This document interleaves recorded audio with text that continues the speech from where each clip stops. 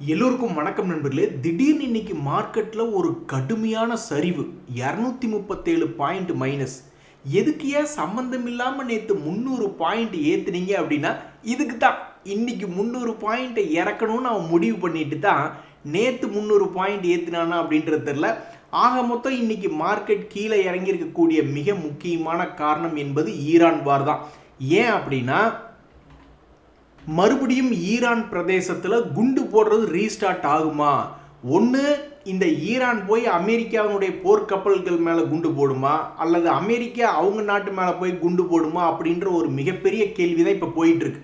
இப்போ இருக்கிறதுலையே ஒரு முக்கியமான விஷயம் என்னென்னா, நாளைக்கு மார்க்கெட் லீவ். அதனால் ட்ரம்ப் அவர்கள் ஏதாவது பயமுறுத்துகிற மாதிரி செய்தி வெள்ளிக்கிழமை சாயந்தரம் வரைக்கும் அனுப்பிச்சிட்டு அப்புறம் சனி ஞாயிறில் ஏதாவது மாற்றி பேசி மறுபடியும் திங்கக்கிழமை ஏதாவது ஒன்று மாறி மாறி மாறி மாறி நடந்ததுன்னு வச்சிங்களேன், அப்புறம் நம்ம பணம் பூரா எல்லாம் புஸ்வானமாக போயிடும். அதனால் இன்னைக்கு மார்க்கெட் முடிந்த பிறகு நாளைக்கு மே 1 அந்த விடுமுறை முடிச்சுட்டு நம்ம நேராக திங்கக்கிழமை தான் நம்ம மார்க்கெட்டுக்கு வருவோம். அப்போ ஏதாவது ஒரு பெரிய மாற்றம் நடந்துருந்தால் என்ன பண்ணுறது அப்படின்றதுனால தான் பெரிய பெரிய அக்கௌண்ட் வச்சுருக்கிறவங்கெல்லாம் இந்த புட் ஆப்ஷன் அப்படின்றதெல்லாம் உபயோகப்படுத்தி ஹெட்ஜிங் என்பது பண்ணிக்குவாங்க. நண்பர்களே, ஒருவேளை இப்படி இருக்குமோ, கடவுள் ஒரு கதவை அடைச்சா இன்னொரு கதவை திறந்து விடுவார் அப்படின்ற மாதிரி இப்போ ஒரு போர் உலகத்தில் குளோபல் எக்கனாமி, உலக பொருளாதாரத்தை கொலாப்ஸ் பண்ணிக்கிட்டு இருக்கு. ஒருவேளை அப்போ அந்த சமயத்தில் உக்ரைன் வார் நிறுத்தப்பட்டு விடுமா? ஏன்னா மே 9 ரஷ்யாவினுடைய விக்டரி டே என்பது வருது. அதுக்கு முன்னாடி இப்போ நேற்று புட்டின் அவர்களும் ட்ரம்ப் அவர்களும் கிட்டத்தட்ட 1.5 மணி நேரம் ரொம்ப நேரம் பேசியிருக்காங்க ஃபோன் காலில். அப்போ இது சும்மாவா பேசியிருப்பாங்க? ஸோ ஏதோ ஒரு பெரிய விஷயம் அப்படின்றது நம்ம உலகத்தில் நடக்க போகுது. அது என்ன? ஒருவேளை நல்ல விஷயமாக இருந்து இந்த உக்ரைன் வார் அப்படின்ற போர் நிறுத்தப்படுமா? அதுக்கு மே 9 என்ன தகவல் அப்படின்றது தெரிய வரும். ஆக மொத்தம் இன்னைக்கு மிக முக்கியமான தகவல் என்னென்னா, 3 நாள் லீவ் வருது. இதில் யார் எந்த குரூப் மறுபடியும் வார ரீஸ்டார்ட் பண்ண போகிறாங்களா என்ன அப்படின்றதெல்லாம் எதுவுமே தெரியாமல் இருக்கு. இந்த சமயத்தில் பல பேர் ஹெட்ஜிங் என்பது பண்ணிக்குவாங்க. நண்பர்களே, பெரிய ஆளுங்க பின்னாடி போகும்போது திடீர்னு நம்மளுக்கு அதிர்ச்சி வைத்தியம் தர்ற மாதிரி ஏதாவது நடந்தாலும் ஆச்சரியப்படுறதுக்கு இல்லை. அதாவது இந்த வெப்சால் எனர்ஜி அப்படின்ற பங்கு கடந்த ஒரே ஒரு மாதத்தில் மட்டுமே 55% என்பது சம்பாரித்து கொடுத்த ஒரு பங்கு. ஆனால் பாருங்கள், திடீர்னு இன்னைக்கு காலையில் பார்க்கும் பொழுது அந்த பங்கு லோயர் சர்க்கியூட் வாங்குறக்கே, அந்த பங்குகளை வாங்குறக்கே ஆள் இல்லை அப்படின்ற மாதிரி ஆயிரும். ஸோ இது போன்ற பங்குகள் என்ன பிரச்சனைனா, அவன் பாட்டுக்கு ஏறிக்கிட்டே இருப்பான். கடைசியில் விற்கலான்னு நினைக்கும் போது அவன் லோயர் ஃப்ரீஸ் ஆகி கீழே போயிட்டானா என்ன பண்ணுறது? ஸோ ஃபர்ஸ்ட் ஆஃப் ஆல் இந்த வெப்சால் எனர்ஜி அப்படின்ற பங்கு சமீபத்தில் ஒரு மாதத்தில் 55% ஏறுறதுக்கு யார் பிள்ளையார் சொல்லி போட்டாங்க அப்படின்னு பார்த்தா, திடீர்னு ஒரு செய்தி வந்தது. இந்த மாதிரி அதில் முதலீட்டாளர்களில் இந்த விஜய் கேடியா அப்படின்றவர் பொசிஷன் எடுத்திருக்கார் அப்படின்ற ஒரு தகவல் வந்தது. அந்த நியூஸை வச்சுக்கிட்டு கடந்த ஒரே மாதத்தில் 50% சம்பாரிச்சு கொடுத்த பங்கு சமீபத்தில் இன்றைய தேதியில் மத்தியானம் லோயர் ஃப்ரீஸாக இருந்ததுன்னா, தற்போது அந்த லோயர் ஃப்ரீஸ் என்பது லேசாக ரிலீஸ் ஆகிருக்கு. எனிவே, பெரிய ஆளுங்க ஏன் போகிறாங்க, எவ்வளோ நாள் வச்சுருப்பாங்க, அவங்க என்ன பிளான் அப்படின்றது தெரியாமல் போகிறது ஆபத்தில் முடியறதுக்கு வாய்ப்புகள் அதிகம். நண்பர்களே, இந்த சமயத்தில் மிக கடுமையான சரிவில் இருந்து திடீர்னு பவுன்ஸ் ஆன சில 3 பங்குகளுடைய செய்திகள். ஒன்று, இந்த சைன்ஜீன் அப்படின்ற பங்கு இன்னைக்கு 16% என்பது ஏறி இருக்கு.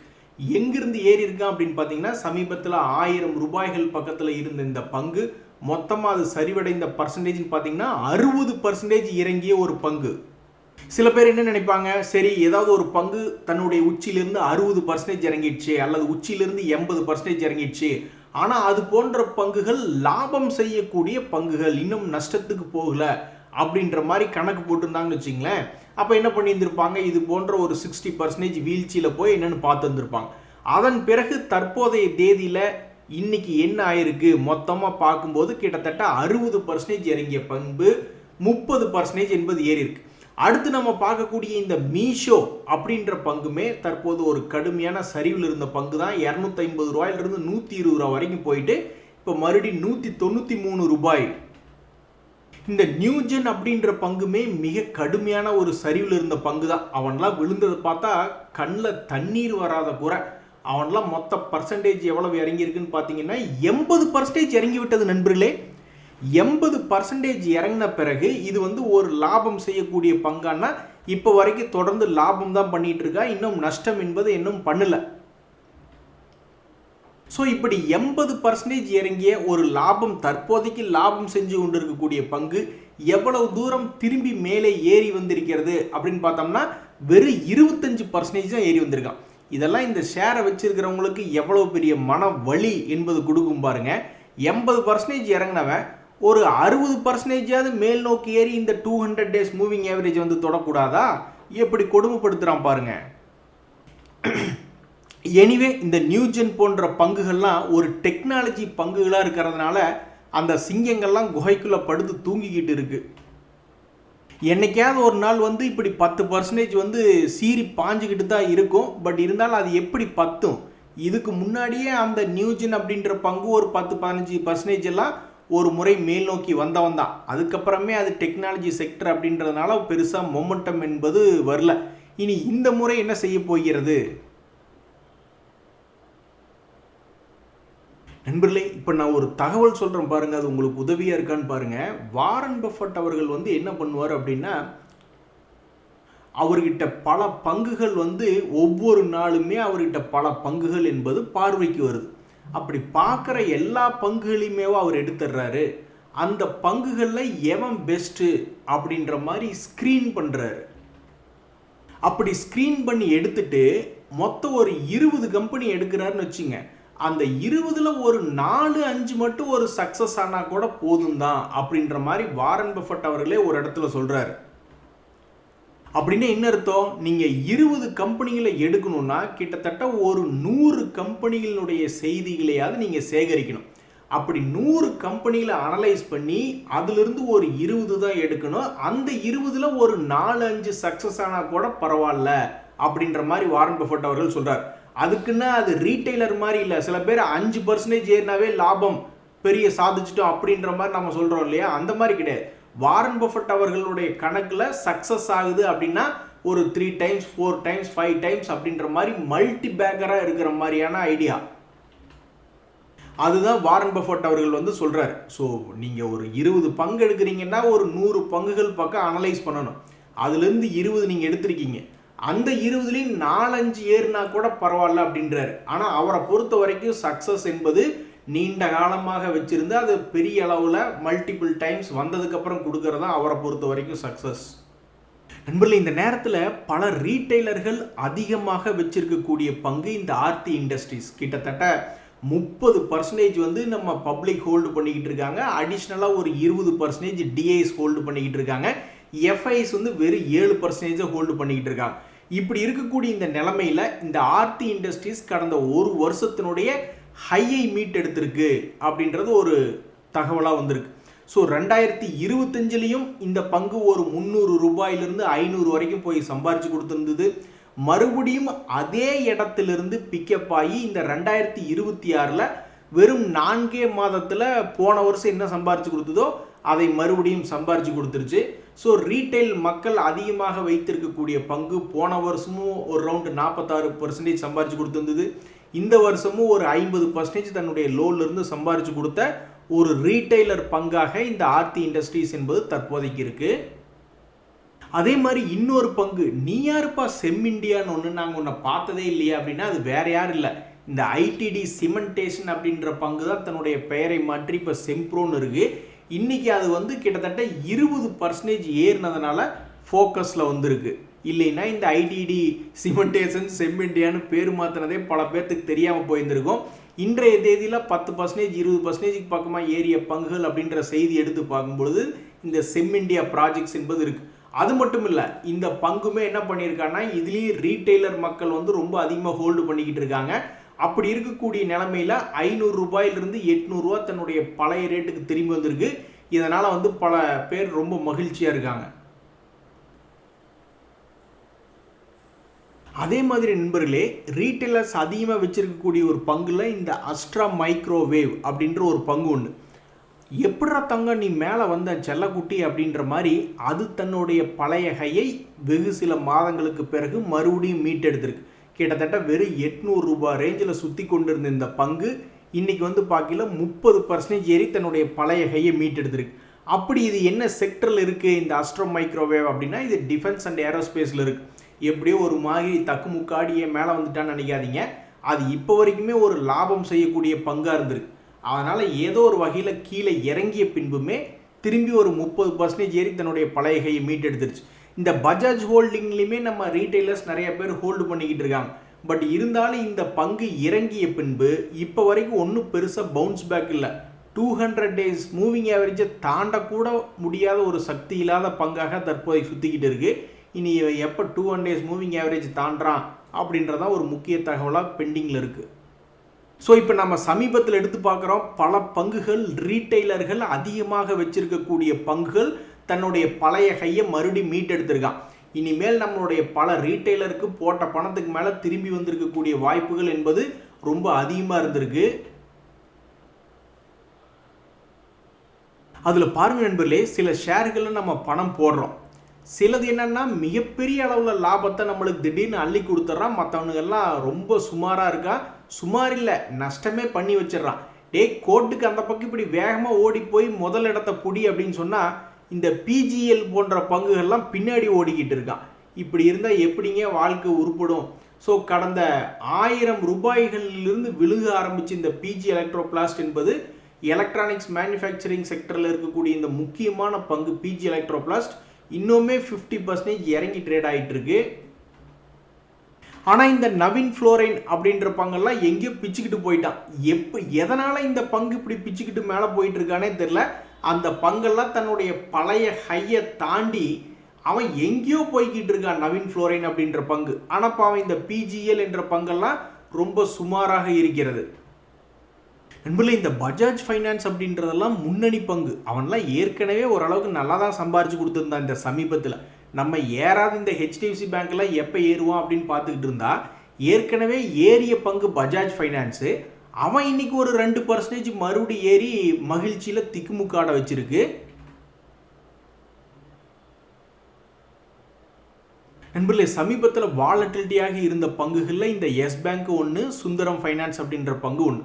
ஸோ இப்போ ட்ரேட் ஆகி கொண்டிருக்கக்கூடிய இந்த நேரத்தில் பல ட்ரேடர்கள் என்ன எதிர்பார்ப்பாங்கன்னா, ஏற்கனவே ஒரு பார் விழுந்தது, அந்த பார் சமீபத்தில் ஏதாவது ஒரு முக்கியமான பார் வந்து பெரிய அளவில் தாண்டி காமிச்சிருக்கா அப்படின்ற மாதிரி பார்த்துட்டு இருப்பாங்க. அது மாதிரி எங்கே இங்கிட்டு இருக்குது அப்படின்ற மாதிரி சமீபத்தில் 200 days மூவிங் ஆவரேஜை பெரிய அளவில் ரொம்ப ஸ்ட்ரென்த்தாக தாண்ட முடியாத ஒரு பங்காக தான் தற்போதைக்கு எஸ் பேங்க் சுற்றிக்கிட்டு இருக்கு. அதெல்லாம் சம்பாரிச்சு கொடுத்துருக்கு. 17 ரூபாயிலிருந்து 20 ரூபாயெல்லாம் வந்திருக்கு. பட் இருந்தாலும் தன்னுடைய பழைய கைகள் பார்க்கும்போது 24 இருக்கு, 32 இருக்கு. இப்போதைக்கு எந்த பேங்குகளுக்கு ரொம்ப சுமாரான பேங்குகளுக்கு நல்ல தகவல் வந்திருக்குன்னா, அந்த ஆர்பிஎல் பேங்க் தன்னுடைய பழைய கையை போய் தொட்டுட்டான், அந்த பந்தன் பேங்க் பழைய கையை போய் தொட்டுட்டான். பட் இன்னும் இந்த எஸ் பேங்க் என்ற பங்கு 2026 ஹையை போய் தொடணும்னாவே இன்னும் 20% ஏற வேண்டியது இருக்கு. 24 ரூபா போகணும்னா 20 ரூபாயிலிருந்து 4 ரூபாய் ஏறணும். ஆனால் அதை விடுங்க, 2024 ஹையை போய் தொடணும்னா அவன் 12 ரூபா ஏறணும். ஸோ ஜப்பான்லேருந்தே இதுக்கு நியூஸ் வந்துருச்சு. அந்த நியூஸை வச்சுக்கிட்டு 16க்கும் 24க்கும் இடையிலேயே தான் ஆடிக்கிட்டு இருக்கானே ஒழிஞ்சு ஒரு பெரிய முன்னேற்றம் என்பது தற்போது வரைக்கும் இந்த எஸ் பேங்க் அப்படின்ற பங்குல வரல. ஆனால் இந்த பந்தன் பேங்க், ஆர்பிஎல் பேங்க் போன்ற பங்குகள்லாம் அப்படியே எந்திரிச்சு ஆடிடுச்சு சமீபத்தில். இவனுக்கு ஒரு நல்ல காலம் வர மாட்டேங்குதே அப்படின்றதான் மனசுக்கு ரொம்ப வருத்தமாக இருக்குது. அதே மாதிரி இந்த சுந்தரம் ஃபைனான்ஸ் அப்படின்றதுமே ரொம்ப பாப்புலரான பங்கு தான். அந்த பங்குமே தற்போது தன்னுடைய சமீபத்தினுடைய லோவில் வந்து விழுந்திருக்கு. இனி அடுத்தது இந்த பங்கு என்ன செய்யும், சுந்தரம் ஃபைனான்ஸ் அப்படின்ற பங்கு என்பது பொறுத்து இருந்தால் பார்க்கணும். பட் இந்த பங்குலையுமே தற்போது மிகப்பெரிய ஒரு கிரீன் கேண்டில் அப்படின்றது இன்னும் உழுகலை. இதுக்கு முன்னாடியெல்லாம் ஒரு கிரீன் கேண்டில் நல்லா தான் உளுந்துருந்தான். அதுக்கப்புறம் ஒரு 400-500 ரூபாய் ஏறினதுக்கப்புறம் கீழே விழுந்துடுச்சு. ஆனால் கீழே விழுந்ததுக்கப்புறம் இப்போ வரைக்கும் இன்னொரு பெரிய அளவில் கிரீன் கேண்டில் என்பது இந்த சுந்தரம் ஃபினான்ஸ் அப்படின்ற பங்குல இது வரைக்கும் வரலையே அப்படின்னு அந்த பங்கை வச்சிருக்கிறவங்க ரொம்ப ஏக்கமாக பார்த்துக்கிட்டு இருக்காங்க. நண்பர்களே, இன்றைய தேதியில் கூட ஏதாவது கரெக்டாக நடந்துருச்சுன்னா ராக்கெட் மாதிரி பல பங்குகள் பறந்துருமே, ஆனால் மிஸ் ஆயிடுச்சுன்னா கும்பா ஆயிடுமே அப்படின்ற மாதிரி பல பேர் யோசிப்பாங்க. இப்போ கூட பாருங்கள், ரொம்பவுமே வெயில் அதிகமாக இருக்குது, ஹீட் வேவாக இருக்குது. அப்போ இது போன்ற சமயங்களில் இந்த ப்ளூ ஸ்டார் வோல்டாஸ்லாம் ஃபோக்கஸில் இருக்குமா அப்படின்னு தான் பல பேர் நியாயமாக எதிர்பார்த்துக்கிட்டு இருப்பாங்க. அந்த வகையில் மேல் நோக்கி சமீபத்தில் மேலே வந்த ப்ளூ ஸ்டார் அப்படின்ற பங்கு மறுபடியும் ரொம்ப சுமாராக இருக்குது. ஸோ அதனால் என்ன நடக்குது அப்படின்னு பார்த்தீங்கன்னா, மார்க்கெட்டில் சில பேர் நினைக்கிறதும் மார்க்கெட்டில் நடக்கிறதும் கரெக்டாக மேட்ச் ஆச்சுன்னா ராக்கெட்டு, மிஸ் ஆயிடுச்சுன்னா அப்புறம் கும்பா குட்டி அப்படின்ற மாதிரி இந்த வோல்டாஸ் அப்படின்ற பங்குமே சமீபத்தில் இந்த ஹீட் வேவ் ஜாஸ்தியாக இருக்கிறதுனால ஃபோக்கஸில் இருந்த பங்கு தான். அது மட்டும் இல்லை, நீங்கள் வந்து Q4 ரிசல்ட் எது இப்போ சமீபத்தில் மார்க்கெட்டில் எல்லாத்தையும் தூக்கி விட்டான்னு நம்ம சொல்லவே முடியாது. Q4 ரிசல்ட்டுன்னு வச்சுக்க வேண்டியதான், வார் ரிலேட்டடான நியூஸ்னு வச்சுக்க வேண்டியதான், என்ன வேணாலும் வச்சுக்கலாம். ஆக மொத்தம் ஃபோக்கஸில் இருந்த இந்த 2 பங்குகளும் சில நாட்களாக அந்த ஃபோக்கஸ் என்பது மிஸ் ஆகி கும்பா பாட்டு பாடிக்கிட்டு இருக்குது பாவம். நண்பர்களே, மார்க்கெட்டில் இன்னொரு வேற லெவல் நியூஸ் என்பது இருக்குது. என்ன தியாகு சொல்கிறேன், நிஜமாலுமே அப்படியே ஆமான்னா எஸ் சத்தியம். அதாவது இந்த அப்பல்லோ பைப்ஸ் அப்படின்ற பங்கு இந்த வருஷம் ஸ்டார்டிங்லேருந்து எவ்வளவு சம்பாரிச்சு கொடுத்துருக்குன்னு நீங்கள் நினைக்கிறீங்க? கிட்டத்தட்ட 55%. என்னப்பா சொல்கிற என்ன சொல்கிற அப்படின்ற மாதிரி பார்த்தோம்னா, இந்த பங்கு போன வருஷம் கடுமையாக சம்பாரிச்சு கொடுத்துட்டு கடுமையாக இறங்கின பங்கு தான். கடைசியில் பார்த்தா இந்த வருஷத்தில் 55% என்பது இந்த அப்பல்லோ பைப்ஸ் ஏறி இருக்கு. அதே மாதிரி இந்த ஸ்னைடர் எலக்ட்ரிக் எவ்வளோ தூரம் ஏறி இருக்குன்னு நீங்கள் நினைக்கிறீங்க? அவனு ஏறிட்டான் 115%. 1 லட்ச ரூபாய் என்பது ஒரு வருஷத்தில் 2,15,000 மாறிவிட்ட மாதிரி அர்த்தம். அதே மாதிரி தான் இந்த அதானி பவர் இதுவுமே. ஆனால் இந்த அதானி பவர் மேல் நோக்கி வர்றதுக்கு வந்து அந்த எனர்ஜி ரிலேட்டடான ஈரான் ரிலேட்டடான செய்திகள் என்பது இருக்குது. ஸோ இந்த ஒரு மாதத்தில் பார்க்கும்பொழுதே அவன் 40%, நம்மளால் நம்பவே முடியாத நண்பர்களே. பெரிய பங்கு, அதாவது சின்ன சின்ன பங்குகள் வந்து இப்படி ஒரு மாதத்தில் 40% என்பது நடக்கிறது உண்டு. ஆனால் இந்த அதானி பவர் என்பது செக்டர் லீடர், பவர் செக்டரில் அவன் 40% ஏறி இருக்கான். நம்ம அப்படியே போய் டாடா பவர் என்ன பண்ணியிருக்கோன்னு பார்க்குறோம். அதுவும் ஒரு மாதத்தில் 16% என்பது ஏறி இருக்கு. பேங்க்கில் பணத்தை போட்டு வச்சாவே 2 வருஷம் கூடித்தான் இந்த 16% என்பது வர்றதே கொஞ்சம் கஷ்டமாக இருக்கும். ஆனால் இந்த டாடா பவர் கடந்த ஒரே மாதத்திலேயே 16% என்பது ஏறி இருக்குது. ஒரு வருஷத்தில் பார்க்கும்பொழுது 15% என்பது தான் தற்போதைக்கு லாபம் கொடுத்துருக்கு. ஸோ எல்லா பயிலுமே சமீபத்தில் மார்க்கெட் ஏறினதுனால 15-20%க்கு மேலே ஏறிட்டாங்க. இன்றைய தகவல் அனைத்து உங்களுக்கு உதவியாக இருந்தால் எனக்கு மகிழ்ச்சி தான். ரொம்ப நன்றி, வணக்கம்.